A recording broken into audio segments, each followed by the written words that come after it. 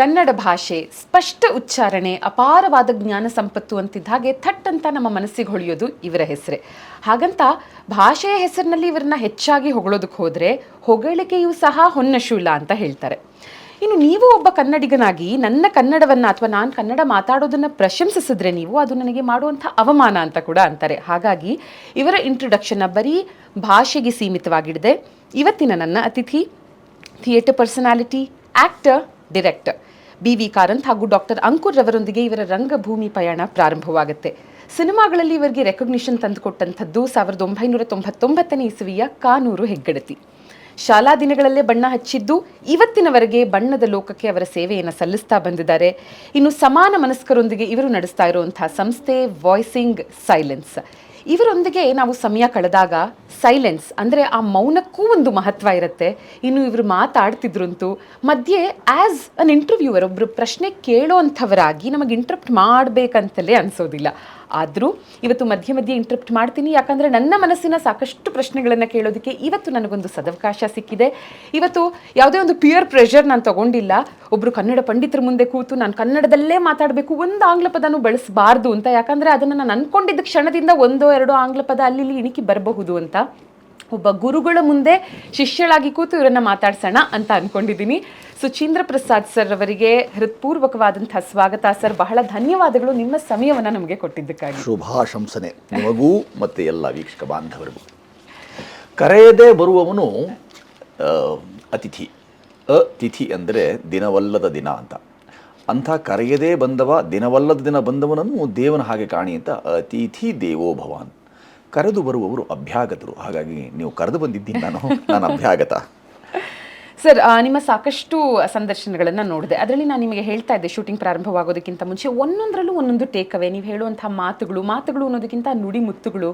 To begin with 2 ಸಾಲಿನ ಶ್ಲೋಕ, ಒಂಥರ ಇಟ್ ಟಚ್ಡ್ ಅವರ್ ಹಾರ್ಟ್ ಅಂತಾರಲ್ಲ ಆ ಥರ ಇದು ನನ್ನಲ್ಲೇ ಉಳಿಯುತ್ತೆ ಖಂಡಿತ. ಯಾಕಂದರೆ ಹೇಳ್ಬಿಡ್ತೀನಿ ಶ್ಲೋಕ ಮತ್ತು ಅದಕ್ಕೆ ಅರ್ಥ. ಗಚ್ಚನ್ ಪಿಪೀಲಿಕೋ ಯಾತಿ ಯೋಜನಾಂ ಶತನ್ಯಪಿ ಅಗಚ್ಚನ್ ವೈನತೆಯೋಪಿ ಪದಮೇಕಂ ನ ಗಚ್ಚತಿ. ನಿಧಾನವಾಗಿ ಚಲಿಸುವಂಥ ಇರುವೆಗಳು ಯೋಜನೆಗಳನ್ನೇ ಕ್ರಮಿಸುವಾಗ ಒಂದು ಹೆಜ್ಜೆಯೂ ಇಡಲು ಮನಸ್ಸಿರದಿದ್ದರೆ ಗರುಡನೇ ಆದರೂ ಅಲ್ಲೇ ಇರ್ತಾನೆ ಅಂತ. ಇದು ನೀವೇ ಒಂದು ಸಂದರ್ಶನದಲ್ಲಿ ಹೇಳಿದಂಥ ಸಾಲುಗಳು ತುಂಬ ನನಗೆ ಖುಷಿ ಆಯಿತು. ಒಂದು ಶ್ಲೋಕ ಕಲಿತೆ, ಇದಕ್ಕೆ ಅರ್ಥ ಗೊತ್ತಾಯಿತು ನನಗೆ ಅಂತ. ಯಾಕೆ ಇದನ್ನು ಇಲ್ಲಿ ನಾನು ಪುನಃ ಹೈಲೈಟ್ ಮಾಡಿದೆ ಅಂದರೆ ಸರ್, ಇವಾಗಿನವರೆಗೆ ರಂಗಭೂಮಿ ಅಂತ ಬರ್ತಾ ನೀವು ಎಷ್ಟೇ ಬೇರೆ ಕ್ಷೇತ್ರಗಳಲ್ಲಿ ಬ್ಯುಸಿಯಾಗಿದ್ದರೂ ಇರುವೆ ಹೆಜ್ಜೆಗಳನ್ನು ಇಡ್ತಾ ನಿಧಾನಗತಿಯಲ್ಲಿ ರಂಗಭೂಮಿಯ ಆ ಒಂದು ರಸ್ತೆಯಲ್ಲಂತೂ ಸಾಗ್ತಾನೇ ಇದ್ದೀರಾ. ಇವತ್ತಿನವರೆಗೂ ಆ ಸೇವೆ ಮುಂದುವರಿತಾನೆ ಬಂದಿದೆ. ನಿಮ್ಮ ಹಾಗೂ ರಂಗಭೂಮಿಯ ನಂಟು ಹೇಗೆ ಪ್ರಾರಂಭ ಆಯಿತು, ಇವತ್ತು ಎಲ್ಲಿ ಬಂದು ನಿಂತಿದೆ ಸರ್? ಸೃಜು ಧಾತುವಿಂದ. ಅದು ಏನನ್ನಾರು ಸೃಜಿಸುವ ಮನಸ್ಸಿದ್ದಾಗ ಸಹಜವಾಗಿ ಮನುಷ್ಯ ಸೃಜನಶೀಲನಾಗ್ಬಿಡ್ತಾನೆ. ಶೀಲಕ್ಕೆ ಬೇರೆ ಅರ್ಥ ಇದೆ. ಮನುಷ್ಯರೆಲ್ಲರೂ ಶೀಲವಂತರಾಗಿರಬೇಕು ಅನ್ನೋದು ಹಿರಿಯರ ಅಪೇಕ್ಷೆ. ದ್ರಾಕ್ಷಾ ಮ್ಲಾನಮುಖಿ ಜಾತ ಶರ್ಕರಾ ಚಾಶ್ವತಾಂಗತ ಸುಭಾಷಿತ ರಸಂ ದೃಷ್ಟ ಸುಧಾ ಭೀತಾ ದಿವಂಗತ ಅಂತ ಸುಭಾಷಿತ. ಅಂದರೆ ದ್ರಾಕ್ಷಿ ಹುಳಿ ನೋಡಿ, ಹುಳಿ ದ್ರಾಕ್ಷಿ ಅದರಲ್ಲಿ ಸಕ್ಕರೆ ಹುಳಿ ದ್ರಾಕ್ಷಿ ಅನ್ಕಂಡು ಏನು ಮಾಡ್ತು, ಅದು ಬೇರೆ ಆಯಿತು ಅಂತಂದರೆ ಸುಭಾಷಿತ ರಸ. ಈ ಪೃಥಿವ್ಯಾಂ ತ್ರೀಣಿ ರತ್ನಾನಿ ಜಲಮನ್ನಂ ಸುಭಾಷಿತಂ ಅಂತ ಹೇಳಿ ಸುಭಾಷಿತದ ಇಲ್ಲಿ ಭೂಮಿ ಮೇಲಿದೆ ಅನ್ನೋ ಒಂದೇ ಕಾರಣಕ್ಕೋಸ್ಕರ ಸುಧೆ ಅಂದರೆ ಅಮೃತ ಅದರ ಭೀತಿಯಿಂದಾಗಿ ತಾನು ಹೋಗಿ ಸ್ವರ್ಗ ಸೇರ್ಕೊಂಡು ಬಿಡ್ತು ಅಂತ ಮಾರ್ಮಿಕವಾಗಿ ಹೇಳ್ತಾರೆ. ಈ ಎಲ್ಲವನ್ನು ಅಧ್ಯಯನ ಅಂದರೆ ಎಳವೆಯಲ್ಲೇ ನಿಮ್ಮ ಕಿವಿಗೆ ಬೀಳ್ತಾ ಇದ್ದಾಗ ಮನುಷ್ಯ ಸೃಜಿಸಬೇಕೇನಾದರೂ ಅಂತ ಅನಿಸಿದಾಗ ಸಹಜವಾಗಿ ನೀವು ಆಯ್ಕೆ ಮಾಡ್ಕೊಳ್ಳುವಂಥ ಯಾವುದೇ ವೇದಿಕೆ ರಂಗವೇ ಆಗಿರುತ್ತೆ. ಯಾಕೆಂದರೆ ಅದು ಪ್ರತ್ಯಕ್ಷ ಸಂವಹನಕ್ಕಾಗಿರುವ ಪ್ರಬಲ ವೇದಿಕೆ.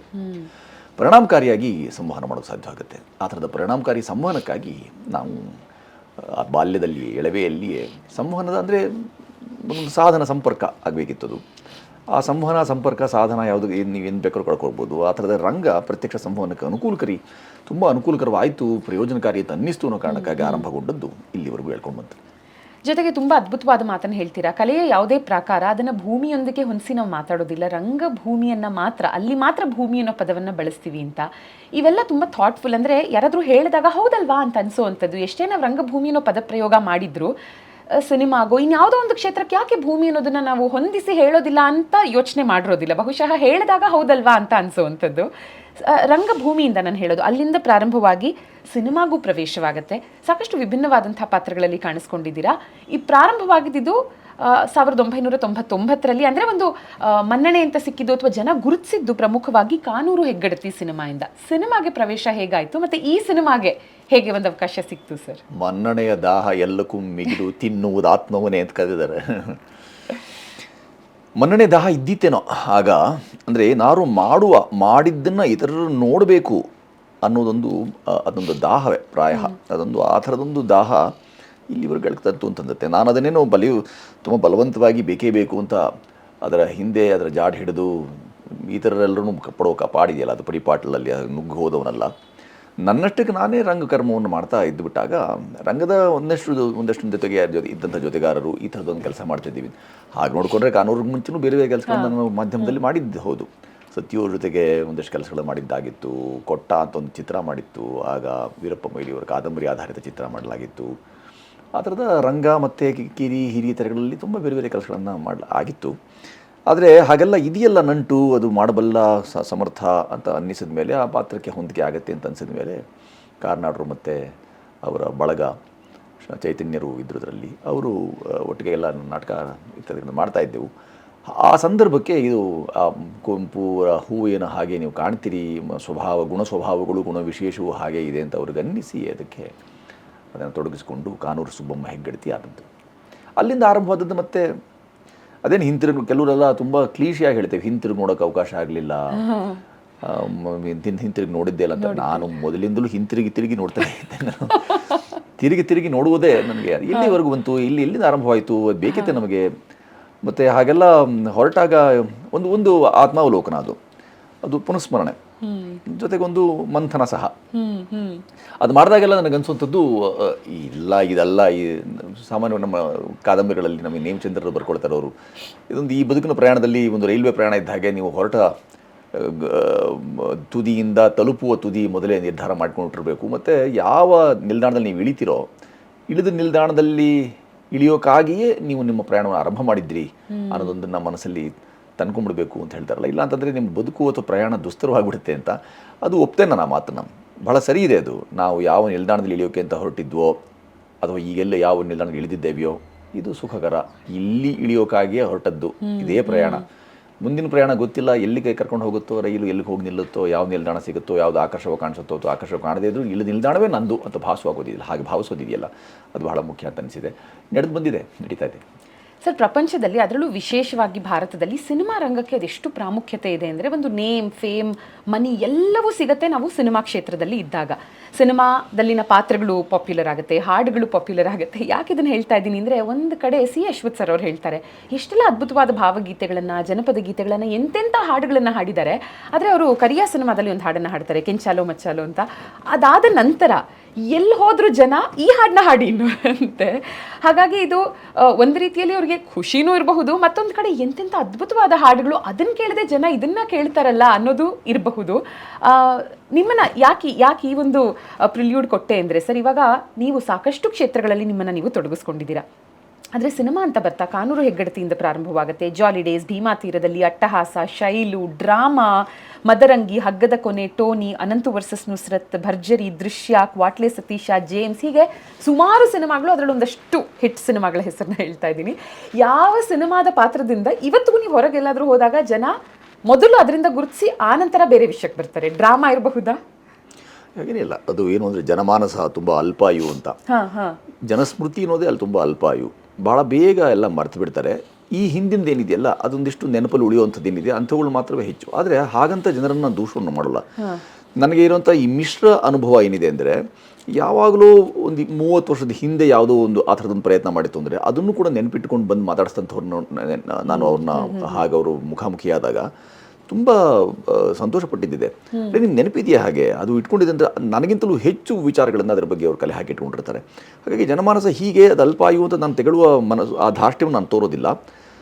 ಏನಾಗಿದೆ ಜಗತ್ತಲ್ಲಿ ಅಂದರೆ, ನಿಷ್ಕೃಷ್ಟವೇ ಸರ್ವೋತ್ಕೃಷ್ಟ ಅಂತ ಹಾಗೆ ಭಾಸವಾಗುವಂಥ ಕೆಲಸವನ್ನು ನಡೀತಾ ಇದೆ. ಹಾಗಾಗಿ ಯಾವುದು ನಿಷ್ಕೃಷ್ಟವೋ ಅದನ್ನೇ ಸರ್ವೋತ್ಕೃಷ್ಟ ಅಂತ, ಸರ್ವೋಪರಿ ಅಂತ ಯೋಚನೆ ಮಾಡಿದ್ದನ್ನು ಜನ ಹಾಗೆ ಯಾರ್ಯಾರಿಗೆ ಅದು ಭಾವವಿದ್ದ ಹಾಗೆ ಬದುಕು, ದೃಷ್ಟಿ ಇದ್ದ ಹಾಗೆ ಸೃಷ್ಟಿ. ಅವ್ರವ್ರ ದೃಷ್ಟಿ ಇದ್ದ ಹಾಗೆ ಅವ್ರು ಬಂದು ಸೃಷ್ಟಿ ಮಾಡಿ ಇದು ಹೀಗಿತ್ತು, ನನಗೆ ಇಷ್ಟವಾಯಿತು, ನಿಮ್ಮ ಸ್ಫುರಣ ಹಾಗಿದೆ, ಚೆನ್ನಾಗಿದೆ, ವಾಗ್ಧೋರಣೆ ಚೆನ್ನಾಗಿದೆ. ಒಬ್ಬೊಬ್ಬರು ಒಂದು ಹೇಳ್ತಾರೆ ಲೋಕೋ ಭಿನ್ನ ರುಚಿ, ಭಿನ್ನ ರುಚಿಯ ಲೋಕದ ನಡುವೆ ನಾವು ಬದುಕ್ತಿರ್ಬೇಕಾದಾಗ ಎಲ್ಲವನ್ನೂ ಮಾನ್ಯ ಅಂತ ಅನ್ನೋದು, ಯಾವುದೂ ಅಮಾನ್ಯವಲ್ಲ, ಎಲ್ಲವೂ ಮಾನ್ಯ. ನಾವು ಯಾವಾಗಲೂ ಅವ್ರಲ್ಲಿ ಹೇಳಿದಾಗ ಹೇಳೋ ಮಾತೇನು ಅಂತ ಹೇಳಿದ್ರೆ, ನೋಡಪ್ಪ, ನಿಮ್ಮ ವಿಶ್ವಾಸದಲ್ಲಿ ನನ್ನ ಶ್ವಾಸ ಅಡಗಿದೆ, ನಿಮ್ಮ ಅಭಿಮಾನದಲ್ಲಿ ನನಗೊಂದು ಮಾನ ಇದೆ, ಅಭಿಮಾನದಲ್ಲಿ ಮಾನವಿದೆ, ಹಾಗಾಗಿ ನಿಮ್ಮ ಅಭಿಮಾನದಲ್ಲಿ ನನಗೆ ಮಾನ ಇದೆಯಪ್ಪ. ನನ್ನ ಮಾನಿ ಇವತ್ತು ಯಾಕೆಂದ್ರೆ ನೀವು ಅಭಿಮಾನಿ ಅಂತ ನೀವು ಹೇಳ್ತಿದ್ದೀರಿ. ನಾನು ಅದು ನೀವು ಅಭಿಮಾನ ತೋರಿಸೋಷ್ಟು ನಾನು ಏನು ಮಾಡಿದ್ದೀನಿ ನಿಮಗೆ ಗೊತ್ತಿಲ್ಲ, ಆದರೆ ತುಂಬ ವಿನೀತ ಭಾವದಿಂದ, ವಿನಯ ಭಾವದಿಂದ ನಾನು ಹೇಳೋದೇನು ಅಂತಂದರೆ, ನೀವು ಹಾಗೆ ಬಂದು ಗುರುತಿಸ್ತಿದ್ದೀರಿ, ಅದು ಎಷ್ಟೋ ಜನರನ್ನು ಗುರುತಿಸ್ತೀರಿ, ಅನ್ಯಾನ್ಯ ಕಾರಣಗಳಿಗೆ ಗುರುತಿಸ್ತೀರಿ, ನನ್ನನ್ನು ಈ ಕಾರಣಕ್ಕೆ ಗುರುತಿಸ್ತಾ ಇದ್ದೀರಿ, ಹಾಗಾಗಿ ನಾನು ನಿಮಗೆ ವಂದನೆ ಸಲ್ಲಿಸ್ತೇನೆ. ಇಷ್ಟೇ ನನ್ನ ಭಾವ. ಯಾವ್ದಾದ್ರು ಯಾತಕ್ಕಾಗಿ ಹಾಗೆ ಇಟ್ಕೊಳ್ತಾರೆ ಸ್ಮೃತಿ, ನಾನು ತುಂಬ ಅಧ್ಯಯನ ಮಾಡಿದ್ದೇನೆ. ಅದು ಹಾಗೆ ಅವರವರ ಸ್ಮೃತಿ ಪಟಲದಲ್ಲಿ ಯಾವ್ದು ತುಂಬ ಮೌನಚ ಇರುತ್ತೆ, ಯಾವ್ದು ತೀಕ್ಷ್ಣ ಇರುತ್ತೆ, ಯಾವುದು ತೀವ್ರ ಅಂತ ಅನಿಸಿರುತ್ತೆ, ಅವರವರಿಗೆ ಸರಿ ಕಂಡಿದ್ದನ್ನು ಅವ್ರು ಹೇಳ್ತಿರ್ತಾರೆ. ಅದು ಸರಿಯಲ್ಲ ಅಂತ ಹೇಳೋಕ್ಕಾಗಲ್ಲ. ಆದರೆ ತೌಲನಿಕ ಅಧ್ಯಯನ ಮಾಡಿದಾಗ ಮಾತ್ರವೇ ಈಗ ಸದ್ಯದ ಕಾಲಘಟ್ಟದಲ್ಲಿ ನಾವೊಂದು 50-100 ವರ್ಷಗಳ ಹಿಂದಿನ ಆ ಎಲ್ಲ ಅವರವರ ಬದುಕಿನ ಪ್ರಯಾಣಗಳನ್ನು ಗಮನಿಸಿದಾಗ ಈ ಬದುಕು ಅಥವಾ ಈ ಪ್ರಯಾಣ ಇದೆಯಲ್ಲ, ಇದು ಉತ್ಕೃಷ್ಟವಾದಲ್ಲ ಅಂತ ಮಾತ್ರ ಧೈರ್ಯವಾಗಿ ಹೇಳ್ತೇನೆ. ಸರ್, ಆದರೂ ಒಂದು ಮೆಮೊರೇಬಲ್ ಅಥವಾ ಫನ್ನಿ ಇನ್ಸಿಡೆಂಟ್ ಏನಾದರೂ ರೀಕಾಲ್ ಮಾಡ್ಕೊಳ್ಳೋ ಹಾಗಿದ್ರೆ, ಒಂದು ಉದಾಹರಣೆ ಕೊಡಬೇಕಂದ್ರೆ, ಇವಾಗ ನನ್ನ ಒಂದು ಲಿಮಿಟೆಡ್ ಎಕ್ಸ್ಪೀರಿಯನ್ಸ್ನಲ್ಲಿ ನಮ್ಮ ಕ್ಷೇತ್ರದ ಒಂದು ಉದಾಹರಣೆ ಕೊಡ್ತೀನಿ. 14 ವರ್ಷ ರೇಡಿಯೋದಲ್ಲಿ ಕೆಲಸ ಮಾಡಿರೋದು. ಸುಮಾರು ಸಲ ಕೆಲವೊಬ್ಬರು ಬರ್ತಾರೆ, ಬಂದು ನಿಮ್ಮ ಶೋ ರೆಗ್ಯುಲರಾಗಿ ಕೇಳ್ತೀನಿ, ತುಂಬ ಚೆನ್ನಾಗಿ ನಡೆಸ್ಕೊಡ್ತೀರಾ, ಥ್ಯಾಂಕ್ ಯು ಅಂತೆಲ್ಲ ಹೇಳಿದ್ಮೇಲೆ ನಿಮ್ಮ ಹೆಸರೇನು ಹೇಳಿ ಅಂತ ಅನ್ನೋದಿರ್ಬೋದು. ಇದೆಲ್ಲ ಕ್ಷೇತ್ರದವ್ರಿಗೂ ಅನುಭವ ಆಗಿರುತ್ತೆ. ಈ ಥರ ಯಾವುದಾದ್ರೂ ಒಂದು ನೀವು ನೆನೆಸ್ಕೊಂಡು ನಗುವಂಥ ಒಂದು ಸನ್ನಿವೇಶ ಇರಬಹುದು, ಅಥವಾ ಮರೆಯಲಾಗದ ಒಂದು ಸನ್ನಿವೇಶ. ಜಗತ್ಯಾಕೆ ಹೀಗೆ ಅಂತ ನಿತ್ಯ ನಗೆಯು ಬರುತ್ತಿದೆ, ನಗೆಯು ಬರುತ್ತಿದೆ ಅಂತ ಅದಕ್ಕೆ ನಿತ್ಯ ನಕ್ಕೊಳ್ಳೋದಾಗತ್ತೆ. ಆದರೆ ಹಾಗಂತ ಅವರನ್ನು ದೂಷಿಸುವ ಅಥವಾ ದೂರುವ ಕೆಲಸ ಮಾಡೋದಿಲ್ಲ. ಅವು ಯಾಕೆ ಹಾಗೆ ಅಂತ ನಮ್ಗೆ ಅರ್ಥವಾಗಿಬಿಟ್ಟಿರೋದ್ರಿಂದ ಅದು ಪುನಶ್ಚರಣೆಗೋ ಅಥವಾ ಪುನಸ್ಮರಣೆಗೋ ಬಹಳ ಮುಖ್ಯ ಅಂತಲೇ ಅನಿಸೋದಿಲ್ಲ. ಅವರ ಆ ಥರದ ವ್ಯಕ್ತಿತ್ವಕ್ಕೆ, ಆ ಥರದ ಅವರ ಅಂಡಲಿಯುವಿಕೆಗೆ ಏನೋ ಅವ್ರದ್ದೊಂದು ಕಾರಣವಿರುತ್ತೆ. ಕಾರಣವಿನ ಕಾರ್ಯಂ ನಾಸ್ತಿ ಅಂತ. ಎಲ್ಲ ಕೆಲಸಕ್ಕೂ ಒಂದು ಕಾರಣವಿರುತ್ತೆ. ಅವ್ರಿಗೆ ಅವ್ರದ್ದೇ ಆದ ಕಾರಣ, ನನಗೆ ನನ್ನ ಕಾರಣ. ಅವ್ರನ್ನ ಹಾಗಂದು ನಾನು ಜರೆದು ಧರೆಗೆ ದೊಡ್ಡವರಾದವರಿಲ್ಲ. ಹಾಗಾಗಿ ಯಾರನ್ನೂ ಜರೆದು ನಾ ಧರೆಗೆ ದೊಡ್ಡವನಾದ್ರಿಂದ ನನಗೆ ಅದೇನು ತುಂಬ ವಿಸ್ಮಯ ಅಂತ ಅನಿಸೋದಿಲ್ಲ, ತುಂಬ ಸಹಜ ಅಂತ ಅನಿಸುತ್ತೆ. ತೀರಾ ಅಸಹಜವಾದ್ದು, ಅಸ್ವಾಭಾವಿಕವಾದ್ದು, ಅಪ್ರಾಕೃತಿಕವಾದ್ದು, ಅಪ್ರೌಢವಾದ್ದೇನಲ್ಲ ಅದು. ಎಲ್ಲವೂ ಅವ್ರ ಮಟ್ಟಿಗೆ ಅದು ಪ್ರೌಢವೇ. ಎಲ್ಲಾದರೂ ಹೋಗಿ ಯಾವ್ದಾದ್ರು ಶೌಚಾಲಯದಲ್ಲೂ ಮೂತ್ರಾಲಯದಲ್ಲೂ ನಿಂತಾಗಿಯೂ ಸಹ ಅವರು ನಿಬ್ಬೆರಗಾಗಿ ತಮ್ಮ ಆ ಕೆಲಸವನ್ನು ಪಕ್ಕಕ್ಕಿರಿಸಿ ಹೇಳುವಂಥದ್ದು ಇದೆಯಲ್ಲ, ನೋಡಿ ನೀವು ನೋಡಿದ್ವಿ ನಿಮಿಷ ಪೂರ್ಣ ಆಗದ ನಾವು ನಡುವೆಯೇ ಒಂದು ಛಾಯಾಚಿತ್ರ ತೊಗೊಂಡ್ಬಿಡೋಣ ಅಂತ ಹೇಳ್ತಾರಲ್ಲ, ಆಗ ಹೆಚ್ಚು ಅಲೆ ಇದು ಅಲೆ ಅಂತ ಒಂದ್ಸಲಿ ಅನ್ಸುತ್ತೆ, ಒಂದ್ಸಲಿ ಭಲೆ ಅಂತ ಅನ್ಸುತ್ತೆ. ಹಾಗೆಲ್ಲ ಇರುತ್ತೆ ಪಾಪ. ನಾನು ಅವರನ್ನು ದೂಷಿಸೋಲ್ಲ, ಅವರ ಆ ತೀವ್ರತೆಗೆ ಮತ್ತು ಅವರಿರಿಸಿಕೊಂಡ ಅಭಿಮಾನಕ್ಕೆ. ಅದು ಅಭಿಮಾನದ ಪರಾಕಾಷ್ಠೆ ಅದು. ಅಂಥವೆಲ್ಲವೂ ಬೇರೆ ಎಲ್ಲ ನನ್ನ ಜೊತೆಗಾರರು ಮತ್ತು ಯಾರೆಲ್ಲರೂ ಉತ್ತುಂಗದಲ್ಲಿದ್ದಾರೆ, ಉಚ್ಛ್ರಾಯ ಸ್ಥಿತಿಯಲ್ಲಿದ್ದಾರೆ. ಇದೇ ಜನ ಹೇಗೆ ಅವರನ್ನು ಮೇಲಿನಿಂದ ಕೆಳಗೆ ಬಿಸುಟು ಅದನ್ನು ತುಳಿದು ಮುಂದಕ್ಕೆ ಹೋಗ್ತಾರೆ, ಇವೆಲ್ಲವೂ ನಾವು ಗಮನಿಸಿರೋದ್ರಿಂದ ನನಗನ್ಸುವಂಥದ್ದು, ನಿಮಗೆ ಆ ಸಮಯಕ್ಕೆ ಸಿಕ್ಕ ಆ ಮಾನ್ಯತೆ ಮನ್ನಣೆ ಏನಿದೆಯಲ್ಲ, ಅದನ್ನು ಭರಪೂರ ಆನಂದದಿಂದ ಅದನ್ನು ನಿಮ್ಮದಾಗಿಸ್ಕೊಳ್ಳಿ ಅಂತ ಯಾರಿಗೂ ಹೇಳುವಂಥದ್ದು. ನಾನು ಅದನ್ನು ಆನಂದಿಸಿದ್ದೀನಿ, ಸುಖಿಸಿದ್ದೇನೆ. ಭಗವಂತ ನನಗೆ ಎಷ್ಟು ಕೊಡಬೇಕಿತ್ತು ಅಂತಿತ್ತು ಅಷ್ಟನ್ನು ನನಗೆ ಎಷ್ಟು ಸಿಗಬೇಕಿತ್ತು ಅಷ್ಟು ಸಿಕ್ಕಿದೆ ಅಂತ ಭಾವಿಸ್ತೇನೆ. ಹಾಗೆ ಮಾಡೋದ್ರಿಂದ ಅವರ ಲೇವಡಿಯೂ ಅನ್ನಿಸಬಾರ್ದು ಅವರಿಗೆ, ಅಥವಾ ನನಗೆ ಇದು ವಿಚಿತ್ರ ಅಂತ ಅನ್ನಿಸ್ಬಾರ್ದು. ವಿಚಿತ್ರವೇನಲ್ಲ ಅದು. ಅವರ ಆ ಸ್ವಭಾವ, ಆ ನಡೆ ತುಂಬ ಅಸ್ವಾಭಾವಿಕ, ವಿಚಿತ್ರ ಅಂತ ಅನಿಸೋದಿಲ್ಲ. ವೈಚಿತ್ರ್ಯಪೂರ್ಣ ಅಂತಲ್ಲ ಅನಿಸಲ್ಲ, ಔಚಿತ್ಯಪೂರ್ಣವಾಗಿದ್ದರೆ ಚೆನ್ನಾಗಿತ್ತು ಅಂತ ಮಾತ್ರ ಅನಿಸುತ್ತೆ. ಸಾಕಷ್ಟು ಜನ ನಿಮ್ಮಲ್ಲಿಗೆ ಬಂದು, sir I look up to you, ನಿಮ್ಮ ಅಭಿಮಾನಿ ನಾನು ಅಂತೆಲ್ಲ ಹೇಳಿರೋದನ್ನ ನೀವು ಕೇಳಿರ್ತೀರಾ. ಸರ್, ನೀವು ನಿಮ್ಮ ಜೀವನದಲ್ಲಿ ಯಾರಿಗಾದ್ರೂ ಹೋಗಿ ಈ ಮಾತನ್ನ ಹೇಳಿದ್ದೀರಾ? ಅಂದರೆ who you look up to, ನಿಮ್ಮ ಅಭಿಮಾನಿ ನಾನು, ನಿಮ್ಮ ಈ ಸಿನಿಮಾದ ಒಂದು ಪಾತ್ರ ನನಗೆ ಇಷ್ಟ ಆಯಿತು, ಅದು ಸಿನಿಮಾನೇ ಅಂತ ನಾನು ಹೇಳ್ತಿಲ್ಲ, ನೀವು ಯಾರ ಬಳಿನಾದರೂ ನೀವು ಹೋಗಿ ನನಗೊಂದು ಚಿತ್ರ ಕೊಡಿ ಅಥವಾ ಒಂದು ಆಟೋಗ್ರಾಫ್ ಕೊಡಿ, ನಾನು ನಿಮ್ಮ ಅಭಿಮಾನಿ ಅಂತ ಹೇಳಿರೋದು ಅಂತ? ಇಲ್ಲಿವರೆಗೂ ಇಲ್ಲ. ಯಾಕೆಂದರೆ ರಂಗಭೂಮಿ ಇಲ್ಲಿ ಕೆಲಸ ಮಾಡಿದವರೆಲ್ಲರಿಗೂ ಒಂದು ಮೇಲರಿಮೆ ಇರುತ್ತೆ. ನಾವೊಂದಿಷ್ಟು ಬೌದ್ಧಿಕ ಔನ್ನತ್ಯ ಇರುವಂಥವರೊಟ್ಟಿಗೆ ಮಾತ್ರವೇ ನಮ್ಮ ಸಂವಹನ, ಸಾಹಚರ್ಯ ಅಂತೊಂದಿರುತ್ತೆ. ಹಾಗೆ ನನ್ನ ಈ ಕಲಾಯಾನದಲ್ಲಿ ನಾನು ಯಾರನ್ನು ಕಂಡೆ ಅಥವಾ ಅವರ ಜೊತೆಗೂಡಿದೆ ಅಥವಾ ನನಗೆ ಹಾಗಾಗಿ ಅನ್ನಿಸ್ತು ಅಂತ ಅನ್ನಿಸಿಲ್ಲ. ಅದಕ್ಕೆ ನನ್ನ ಧಾರ್ಷ್ಟ್ಯ ಕಾರಣವಲ್ಲ, ಹುಡುಕಾಟ ಪ್ರಾಯ ಕಾರಣವಿರಬೇಕು. ನಾನೊಬ್ಬ ಶೋಧ ಪ್ರವೃತ್ತಿಯವನಾದ್ದರಿಂದ ನನಗೆ ಪ್ರಾಯ ಹಾಗನ್ಸುತ್ತೆ. ನಾನು ಅಂಥವ್ರನ್ನ ಯಾರನ್ನೋ ತುಂಬ ಮಹತ್ತರವಾದ್ದನ್ನು, ತುಂಬ ಘನವಾದ್ದನ್ನು, ತುಂಬ ಗಹನ ಸಂಗತಿಗಳನ್ನ ರವಾನೆ ಮಾಡಬಲ್ಲ ಅಂಥವ್ರನ್ನ ನಾನು ಇನ್ನೂ ನೋಡಲಿಕ್ಕಿದೆ ಅಂತ ಅನಿಸುತ್ತೆ ಪ್ರಾಯ. ಹಾಗಾಗಿ ನಾನೇ ಹೋಗಿ ಅವರನ್ನು ಜೊತೆಗೂಡಿ ಅಥವಾ ನಾನು ಅವರನ್ನು ಹೋಗಿ ನೋಡಿ, ತಾಳಿದವನು ಬಾಳಿಯಾನು, ಬಾಳಿದವನು ಗೋಳಾಡಿಯಾನು, ಯಾರು ಬಾಗ್ತಾರೆ ಅವರು ಮಾಗ್ತಾರೆ. ನಾನು ಹಾಗಂತ ಬಾಗಿಲ್ಲ ಅಂತಲ್ಲ, ಬಾಗ್ತೇನೆ, ಮಾಗಿದವರ ಮುಂದೆ ಅಂತ ಯೋಚನೆ ಮಾಡ್ತೇನೆ.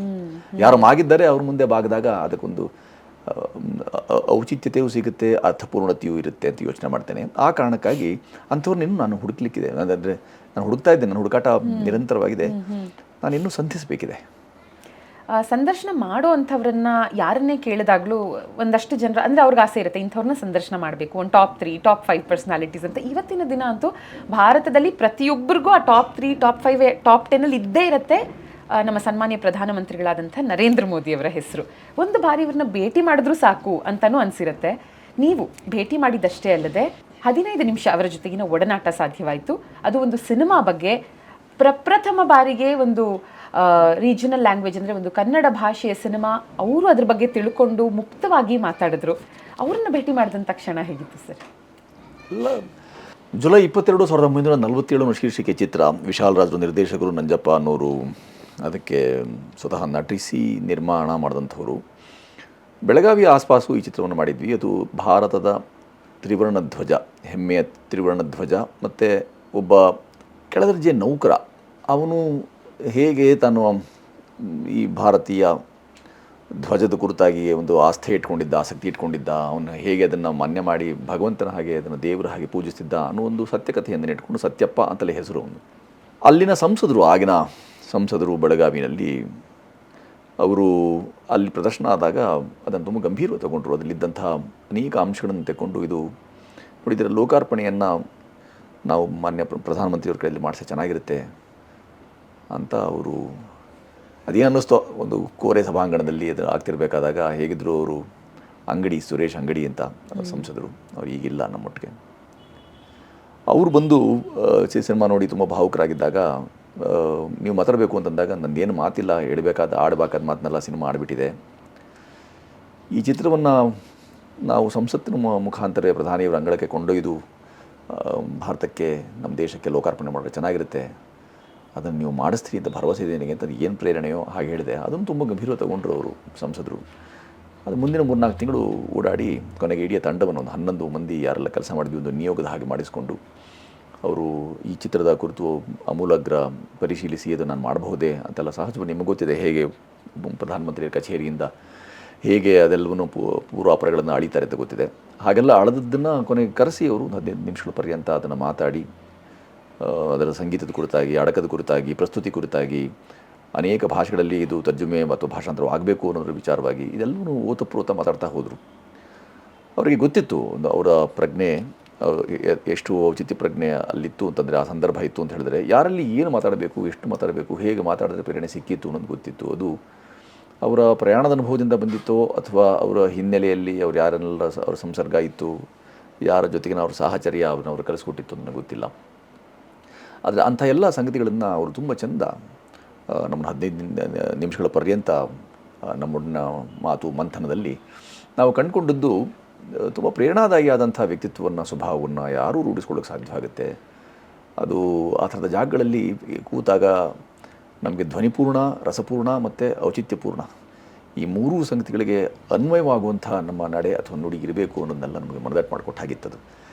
ಈ ಎಲ್ಲ ಕಾರಣಕ್ಕಾಗಿ ಕನ್ನಡದ ಮೊಟ್ಟಮೊದಲ ಚಿತ್ರ ಒಂದು ಭಾರತದ ಮಾನನೀಯ ಪ್ರಧಾನಮಂತ್ರಿಗಳ ಅಂಗಳದಲ್ಲಿ ಅಥವಾ ಅವರ ಸಂಸತ್ತಿನ ಮುಖಾಂತರವೇ ಅದು ಲೋಕಾರ್ಪಣೆಗೊಂಡದ್ದು ಜುಲೈ 22, 1947.